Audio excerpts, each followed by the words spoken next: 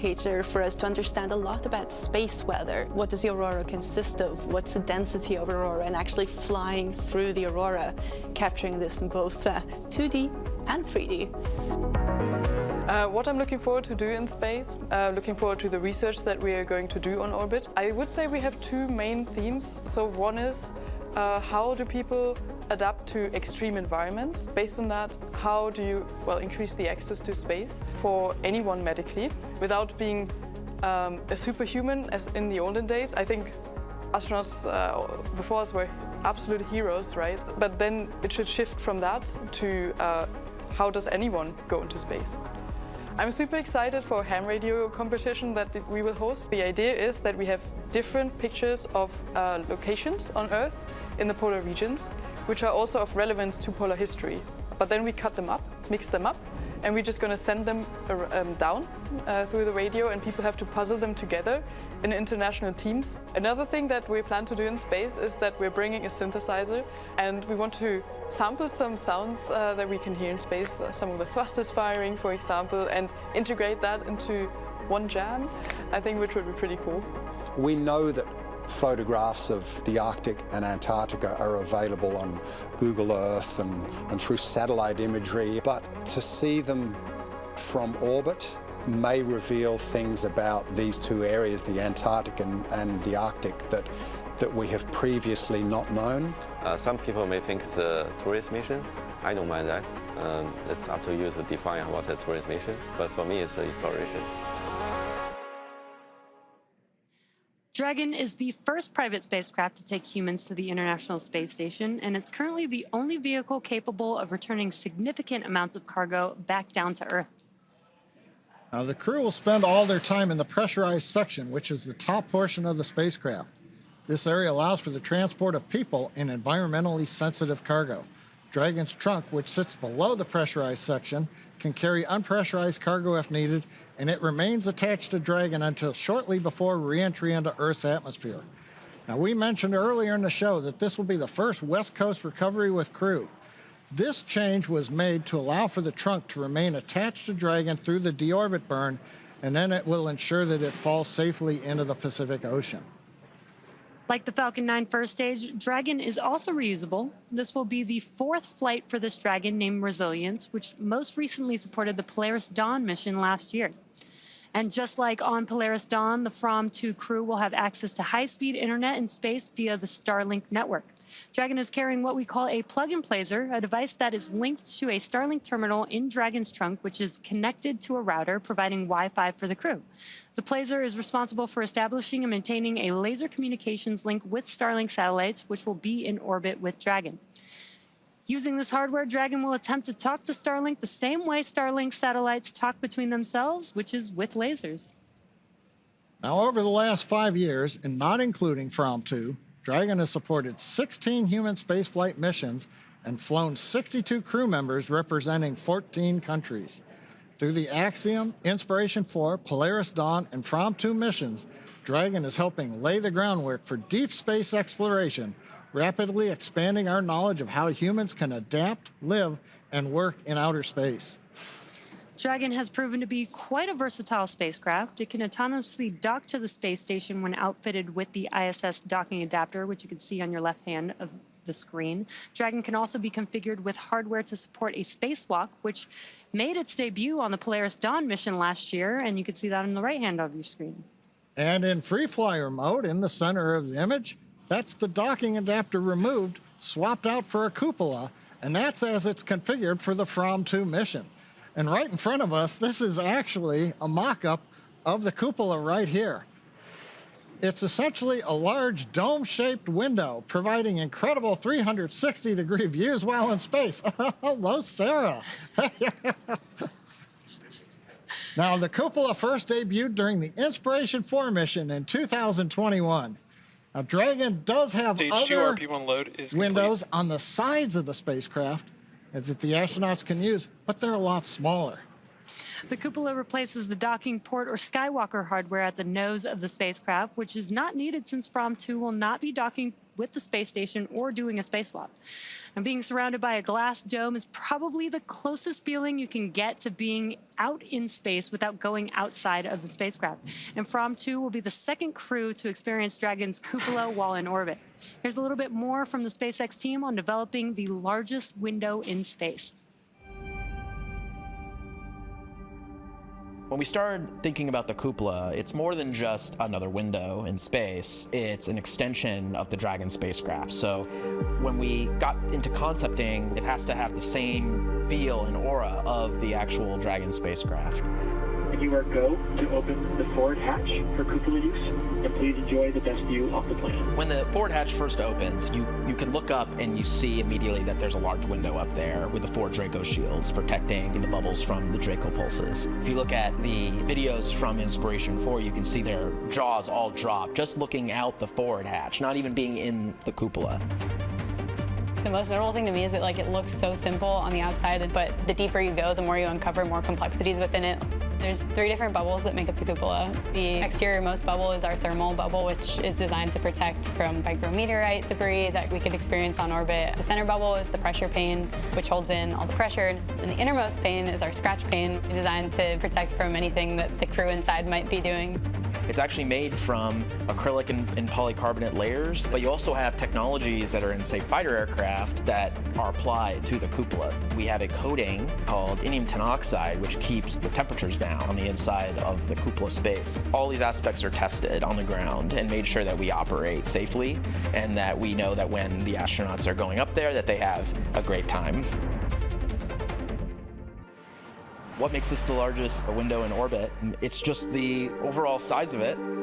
I feel like it's just so immersive, like you're inside of the bubble and you're looking out and space is literally all around you. I think the experience of having the cupola on Dragon makes it such that Dragon is the experience. Even when we fly our short duration missions to the ISS feels like the destination and the experience, whereas having the cupola on Dragon really makes Dragon and being inside the cupola the destination. When you get into the cupola, it feels almost like you're on a spacewalk. The Earth all around you, the stars, sunrise, sunset, getting up in there and looking out is a one-of-a-kind experience.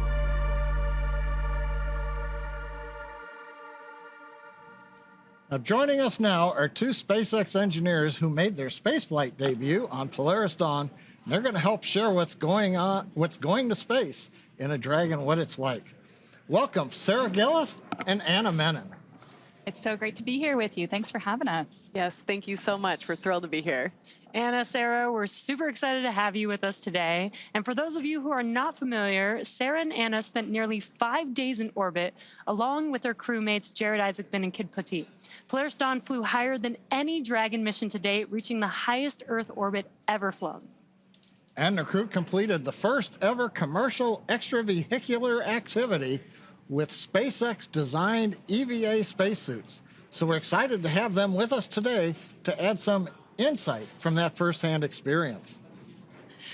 At this point, propellant loading has begun on Falcon 9 as From 2 prepares for liftoff in about 16 minutes from now. I'm sure you both remember what that was like. What do you think the crew is doing right now, and what do you think is on their minds? You know, prop load, when you actually get to commit to that, is a really big milestone in this. And so I'm sure the crew is all focused, really preparing for the operation ahead. As prop load starts, you start hearing the vehicle come alive. You have massive valves on Falcon that are opening as prop starts flowing into the tanks, and you can hear it. The whole thing shakes and moves. And in the capsule, you actually feel that. The whole rocket sways at times. So I'm sure they're going to be experiencing all of that and, really getting into the operational mindset before launch. Yeah, that's so cool. John and I have been working on Falcon and the whole time we've been here, but you guys got to experience what Dragon feels like and sounds like. It's just really cool. Incredible ride. Yes. Yeah, right now, you both are very familiar with Dragon, but not based on your spaceflight experience, but the roles that you had even before you flew in Dragon. What were those roles that you were involved in? Absolutely. So I actually started as an intern at SpaceX a long time ago, working on the interior of the Dragon spacecraft, helping test the interfaces. That led to building the astronaut training program here, supporting Bob and Doug through preparing our first crew to go to space. And then that led to supporting the Inspiration 4 crew on the first all-civilian mission. And I worked on the operations team, and one of my favorite parts of that job was working in mission control. So one of my roles there was as a mission director. And the mission director is the person that leads that team behind us in mission control. It's the team of engineers and experts in systems, and together that team helps fly the Dragon mission. They respond to anomalies real time if they occur, they help keep the astronauts healthy and safe, and they help ensure all of the mission objectives are accomplished successfully. Now, the Dragon that's supporting today's From 2 mission, that's the same one that you all flew in on Polaris Dawn. So Jesse and I haven't been inside Dragon, we're Falcon. But what's it like living on orbit inside of a Dragon? Or even going through the countdown right now? Living in Dragon is absolutely incredible. It feels like a Dragon is alive around you. So you have the sound of fluids moving through the walls around you as you're living in there.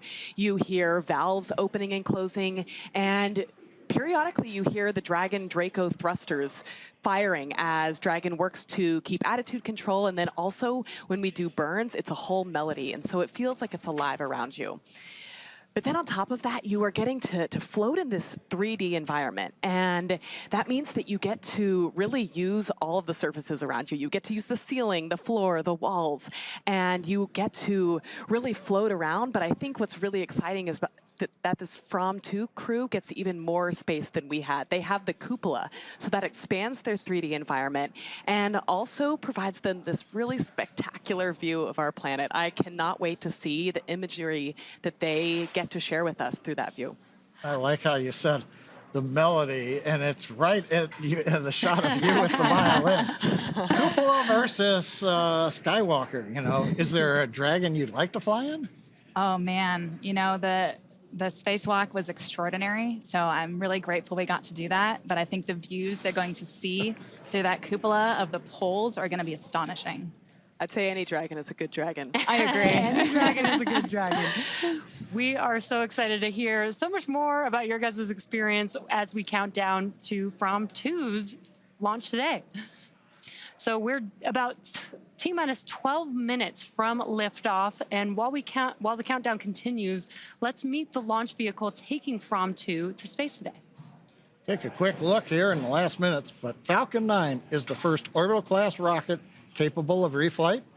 For this flight, it'll be the 6th time this first stage booster has supported a mission. Now, together, Falcon 9 and Falcon Heavy have completed more than 450 launches, including one earlier today, and over 380 reflights. That's a lot of launches. And the Merlin 1D engines on the first stage are optimized for sea level. These achieve 190,000 pounds of thrust each during ascent and descent. And at liftoff, Falcon 9's first stage has thrust greater than 5 747 airplanes at full power. And the MVAC engine, which has a much wider nozzle, is optimized to 220,500 pounds of thrust in vacuum. Can you tell us how the ride was on Falcon? Riding on Falcon is extraordinary. It is my absolute favorite roller coaster. At liftoff, you are momentarily suspended in a way that just defies physics. And then you start accelerating, pushing out through the atmosphere. I think a moment that stands out is main engine cutoff when you're first thrown into your straps, and it feels like the longest 11 seconds while you're waiting for second stage engine to ignite. And then you start accelerating, and finally you end up in your orbit. Again, engines cut off, you're thrown forward, and then it's totally calm. Everything kind of lifts off, starts floating around you, but it goes from really loud to really quiet and serene. Can you imagine saying that it was really calm when you're going 17,500 miles per hour? Believe it or not, it is. That's pretty wild to hear. Yeah. Now, on Polaris Dawn Return to Earth, you splashed down off the coast of Florida, but this flight, From 2, is the first time we'll be heading to the new location. Recovery operations for Dragon missions will now take place off the coast of California. That, as we said, will ensure that Dragon's trunk, when it's jettisoned during reentry, will re-enter over the Pacific Ocean.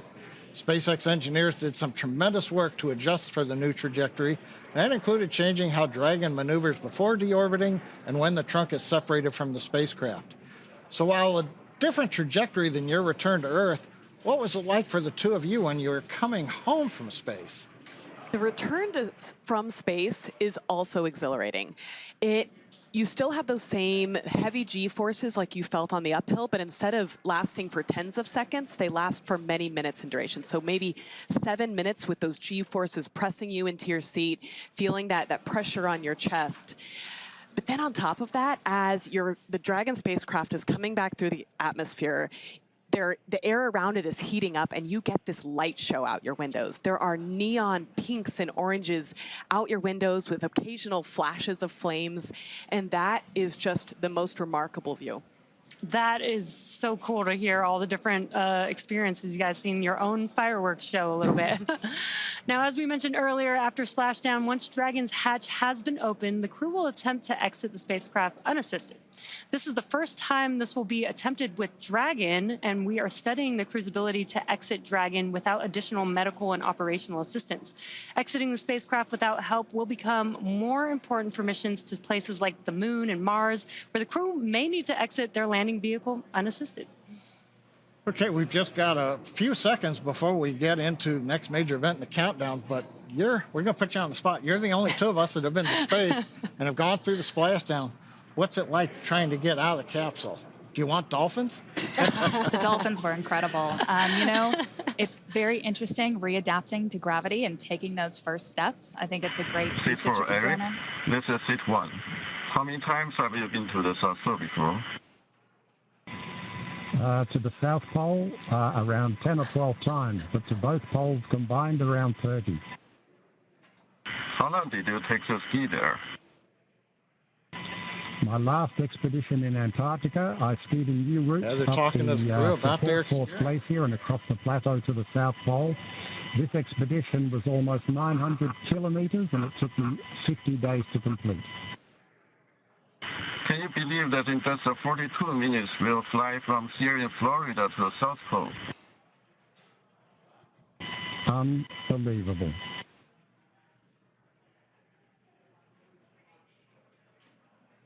Sounds like they're talking to Eric Phillips about his experience in the Arctic. And yeah, he's going to go from pole to pole in 46 minutes in one of these orbits this time around.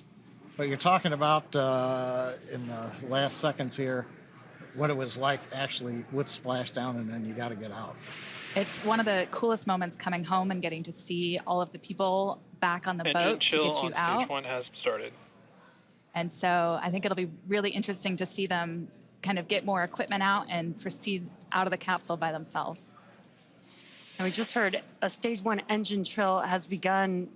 You guys being on the vehicle during this time, could you feel that or hear that happening? So I remember, you know, notable kind of popping sounds as we progressed through different major stages of the prop load. You know, at this point in the countdown, I remember getting really focused, knowing that we were really close and those seconds are just flying by. I'm sure there was a lot of other things on your mind. Stage 1 RP1 load is complete. Oh, we heard the call out. Stage 1 fuel load's complete. We're right on the timeline. Right now, we're down to just liquid oxygen loading on the second stage. Now, were you hearing these kind of announcements from the Corps, letting you know where we were going through? Yep, they're keeping you up to speed on everything. You hear the loops coming through the spacecraft, and it's, as Anna said, it goes by so quickly in these last couple minutes before launch. And we are just under a minute away from the Dragon vehicle transitioning into terminal count. That's where the internal flight computers will take control of Dragon. Did you guys experience any difference with that, or did it feel the same? That felt the same, but you know, we knew the words that indicated that transition, and so when that happened, we knew it was go time. Okay, T-minus 5 minutes, 23 seconds and counting. As we were just mentioning, we're coming up on the announcement to Dragon to configure for terminal count. We'll also be going to internal power on the Dragon spacecraft. So we're going to listen to the call out from the Dragon team and the Corps as we get through this next milestone in the countdown. Falcon 9 tanks are pressing for Stromback retract. Dragon is in configure for terminal count. Great news. The strong back that you heard called out there is the transporter erector, which you can see on your screen just to the right of the vehicle.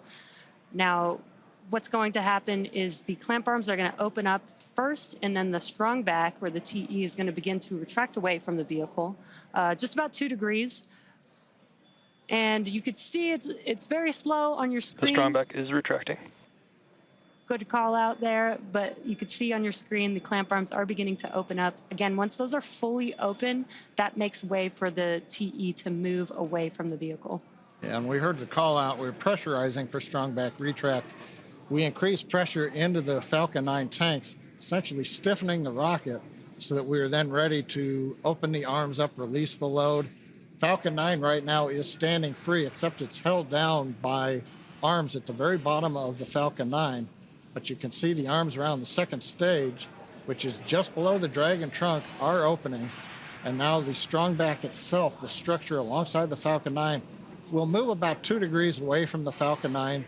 And then at liftoff, hydraulic arms will pull it to a position 45 degrees away as the Falcon 9 lifts off from pad 39A. Now, next activity we ought to hear is the strong back retract is complete. We might hear that call out, we might not. And then we're also finishing up liquid oxygen loading on the first and second stages. Yeah, at this point, fuel is loaded on both the first stage and the second stage. As John mentioned, liquid oxygen loading on stage 1 should complete in about 10 seconds or so. And then second stage liquid oxygen loading should complete at T-minus 2 minutes.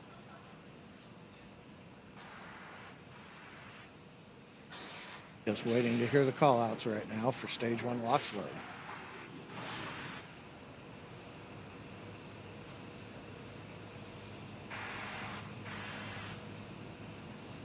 Stage 1 LOX load is complete. All right, we've got a good LOX load on first Dragon stage. is in terminal count and is on internal power. And we've got the confirmation Dragon has gone internal power, coming down from the crew back to the Dragon team here in the Mission Control Center. Next major activity, T-minus 2 minutes. Stage 2 LOX load will complete, and that'll finish loading all propellants on the Falcon 9 first and second stages.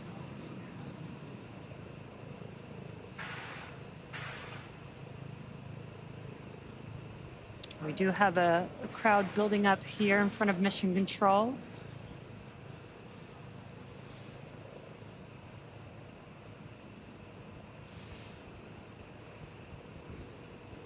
Stage 2 LOX load is complete. All right, Great right news. on time. Yeah. It's getting pretty exciting here as we get just under a couple minutes away from liftoff. Now that propellant loading is complete, that means that Dragon is in auto idle. 1 million pounds of kerosene fuel and liquid oxygen are now loaded on the Falcon 9 vehicle. And we will begin some venting. This will be some venting of the... Ground gas closeouts have started. Expect loud venting. Perfect timing.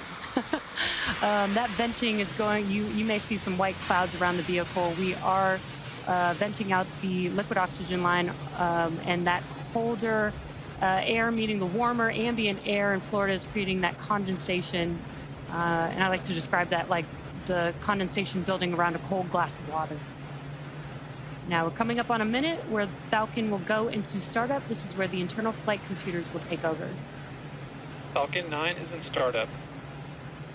And now the vehicle... Dragon is in countdown.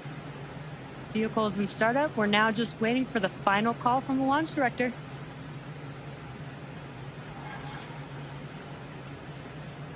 Dragon, SpaceX. Go for launch. And great news, we are go for launch. SpaceX Dragon, SRAM 2, go for launch. And heard one call from the crew. Seconds. One last call from the From 2 crew. Let's watch as the Falcon 9 vehicle takes Dragon and From 2 into space.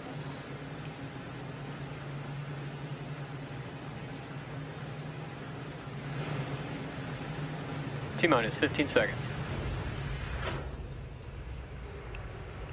10, 9, 8, 7, 6, 5, 4, 3, 2, 1.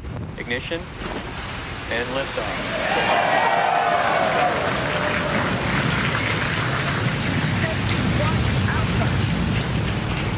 Copy, 1 Alpha. Vehicle is pitching downrange. Stage 1 propulsion is nominal.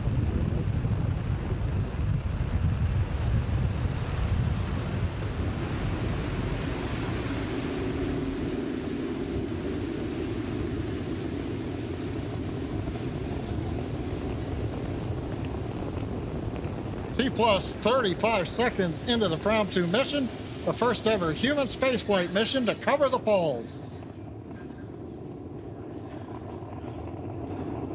And we are throttling down the engines on the first Power stage. telemetry nominal. On the first stage vehicle for... Stage 1, throttle down. Oh, it's perfect timing with these callouts. We throttled down the engines for max Q, and there's max Q. It's the maximum dynamic pressure that the vehicle Falcon sees 9 on is ascent. supersonic. Confirmation we're supersonic. We're preparing to throttle back up on first stage Merlin engines. Stage 1, throttle up. Confirmation we're back up on power on the 9 Merlin 1D engines. Stage 1 Bravo. 1 Bravo Copy, called out 1 by Bravo. the crew. That means if there was a need for an abort with the first stage now emptying itself of propellant, Dragon would fly a different profile than if, say, right off the pad we had initiated. Waiting for the MVAC-D chill call. MVAC chill is underway. We're beginning to chill the second stage engine in preparation for its ignition, coming up in less than a minute from now. We also have a few events that are going to happen back to back. We'll have MECO stage separation and second stage engine ignition. MECO is main engine cutoff. That's where we will shut down all of those 9 engines, which you're seeing there on the first stage vehicle to slow Stage 1, throttle down. And we've got a live view of the crew on the vehicle at this moment, which is really cool. And we will have MECO stage separation and MVAC ignition in just about 10 seconds from now. We're beginning to throttle down the Merlin engines in preparation for main engine cutoff. You on the left looking up at the second stage engine nozzle. MECO. Stage separation confirmed. Stage 2. Copy, stage 2. MVAC ignition.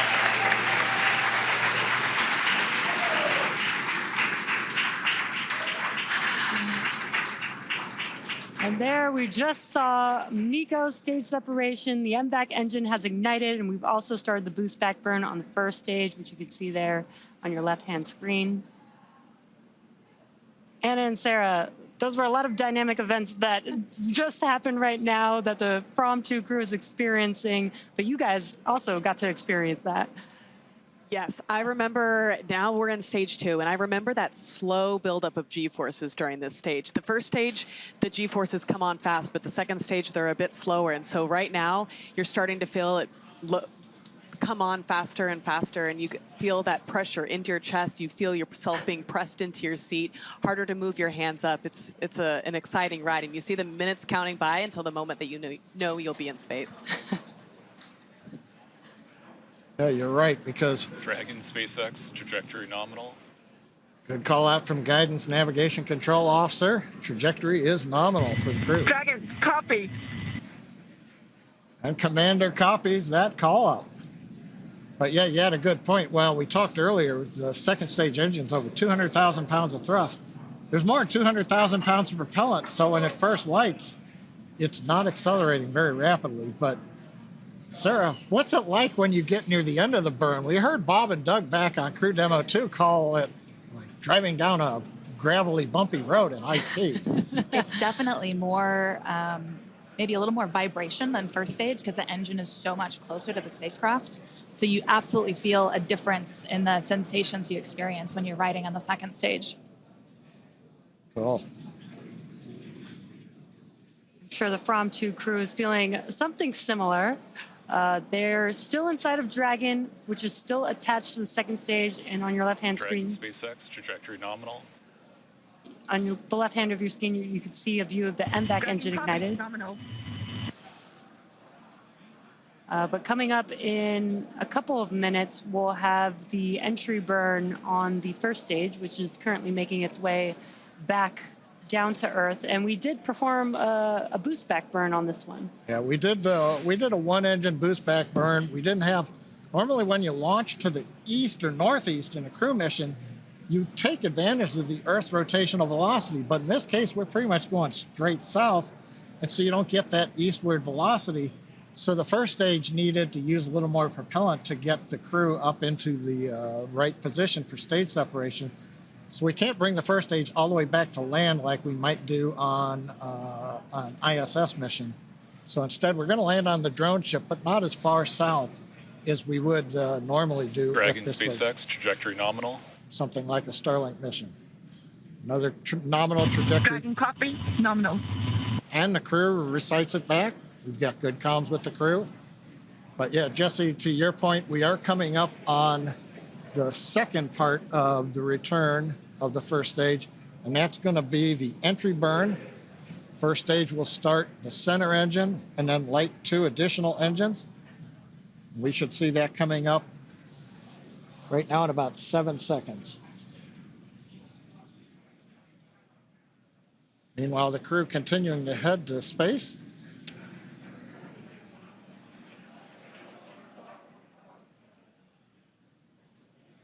During this time, we would continue to monitor the altitude as the vehicle kept rising and rising. Yeah, you got the displays there where you guys can monitor that during the launch. Dragon SpaceX, trajectory nominal. And we did see on the left-hand screen that the entry burn has Dragon begun. copy, nominal. Entry burn did complete. We didn't hear any callouts, but we do have a green screen here. We have a good entry burn. Second stage continuing to head towards the separation orbit. First stage heading to the drone ship. Stage 2 FTS has safed. We are expecting the landing burn on the first stage to occur in about 20 seconds from now. That'll just be a single engine burn on the vehicle. Once again, the M1D engines have about 190,000 pounds of thrust, which is just enough to slow the vehicle down just in time for landing. Panama. Copy, Panama. It's another abort call out on the second stage. You're on the space station, you hear it called Shannon. That tells you where you can reach if there's a problem right now.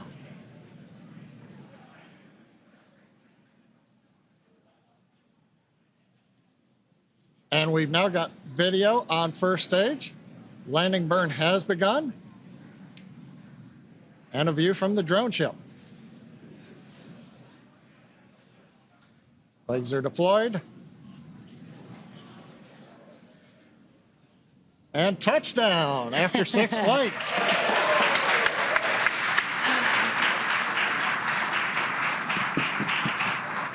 And the booster that has taken the From-2 crew out into space has now made it back to Earth. Yeah, Jesse, we just heard the call out. I don't know if you hear it in the capsule on your flight, but we heard the terminal guidance call. We've essentially reached the altitude. Now we're working the angular momentum of the orbit. So we're going to listen in. We're just seconds away from shutdown. And about less than a minute after that, we should have Dragon separation from the second stage.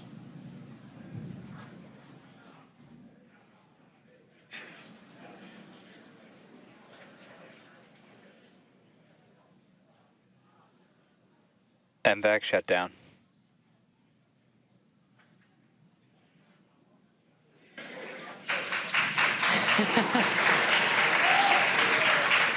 Dragon SpaceX, nominal orbit insertion.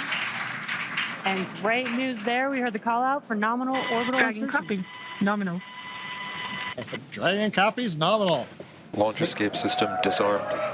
Oh, another good call out. They're in orbit where they want to be. They've disarmed launch escape system. Doesn't need it anymore. We're 191 kilometers up. We've got the view of the crew. Right now, Dragon, or the second stage, is going through a very short period. We're making sure that we're pointed in the right direction. We've got the engine shut down, purging gas, and it's separation.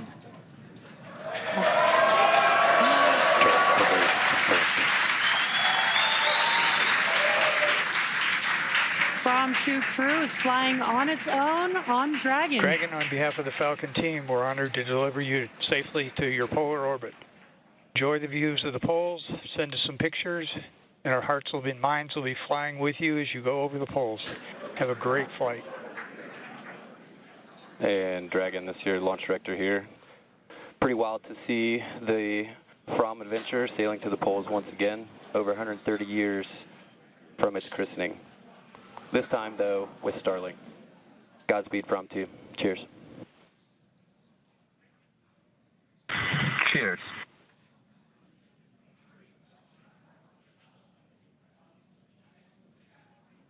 SpaceX team calling up to Dragon. What you're seeing right now, the shots of Dragon, that was the Draco thruster checkout. And there's the crew. And I think Jesse and Sarah on the right next to one of the small crew windows, that's probably their zero-G indicator, as we call it.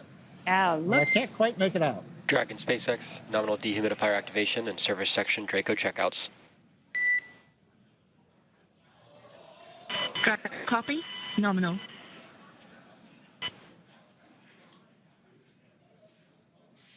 And as we don't have views, what you're seeing there on your screen is mission control here in Hawthorne. Again, the crowd that we had watching the From 2 crew launch into space.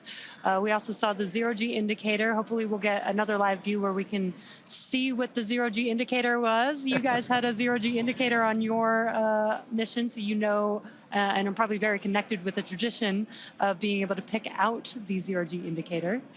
That was my first task as soon as we arrived on orbit, was to reach down and get the zero-G indicator out, our little dog asteroid.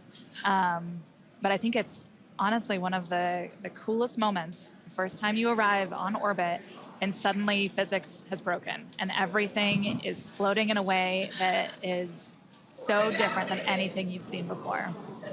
That's so cool to hear that from you, because seeing the zero-G is actually my favorite part of crew launches because of the same reason. Like, oh, it's the first moment you actually see that it's your evidence that they are in microgravity. Absolutely. But I also love the tradition of being able to pick it out and the meaning behind the zero-G for each mission. I've got to ask, the Dragon separation, it comes so quickly after the second stage. But when you got separated from the second stage, was there like a wave of relief, or was it business as normal? I think there was a sense of joy in, recognizing that there were so many important steps that had to happen in order to get us to that point, and recognizing that we had reached that point, but then also knowing that it was time to get to work. We had a lot of objectives ahead of us.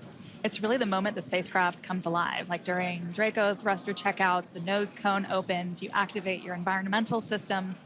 So you go from launching on a rocket to flying in a spaceship. And it's this really cool transition where now you are alone in your spacecraft in this little habitat keeping you safe for the next couple days in space. And at the same time, maybe it dawns on you that says, this isn't another simulation. We are here. This is it. We are in space. We don't go home today at the end of business. We're going to do our work. And you two are very familiar with training over and over again. And now you guys got to experience space. The From 2 crew is now in space, in orbit, but there's still events happening, as you mentioned. We talked earlier about kind of maybe feeling a little calmness, but you said that there's still things that you can hear going on. Can you hear like the nose cone opening? Do you recognize those events by the sounds? You certainly recognize the Draco checkouts by the sounds. Just like you have that melody for Burns, it's a particular melody for the Draco checkouts, and it's fabulous. They do work in sync with each other, yes. right? Yeah. I don't think we heard the nose cone at all. Yeah. You watch it, you see the video feed of it opening, but it's very quiet. Okay. That's one thing. We're listening to some of the nets. The next activity that Dragon goes through right now is the nose cone deploy sequence, which does not expose a docking adapter to go to the space station. It exposes the cupola, so the crew will get a view right off of the bat. but we wait to hear any call-outs if the various hooks have finished retracting and now the nose cone deploys, flips on the hinge and then exposes everybody to the great views that hopefully they're getting through the cupola on space. Yeah, I think they'll be, once they get out of seats, they'll have to get out of their suits, and then that nose cone is open. They'll have the forward hatch between them and the cupola at first. Yes. And then at some point in the mission, they'll get the go to proceed with opening that. But I'm so excited for them to get into the cupola for the first time. Yeah, I stand corrected. They can't look through the window yet. And we've got confirmation on a back net that the nose cone is open. So another major milestone on the mission. So overall, it's, what can we say? The From 2 crew, they're now in orbit. Now they're scheduled to spend up to 5 days in space before splashing down off the coast of California, becoming the first SpaceX crew to return to one of our new West Coast recovery sites. The From 2 mission is the first human spaceflight in polar orbit and will fly over the North and South Poles and unlock new possibilities. Throughout the 3 to 5 day mission, the crew plans to conduct 22 research projects to help advance humanity's capabilities for long-duration space exploration and understanding human health in space. And we really want to thank both of you, Anna and Sarah, for joining us today, sharing your insights, sharing all of your experience, especially throughout the dynamic events happening with the From 2 crew. Thank you so much for having us, and Godspeed From 2. Yeah, thank you so much. Godspeed From 2, Godspeed Dragon Resilience. And thanks to both of you also. Now, of course, we'll be back to bring you the live coverage of Splashdown when the crew returns to Earth. Now, you can stay on top of updates from the crew by following us on X at SpaceX. We can also keep tabs on the mission with the Dragon Tracker on SpaceX.com. There's a view of the Dragon Tracker right now. You can see follows Dragon.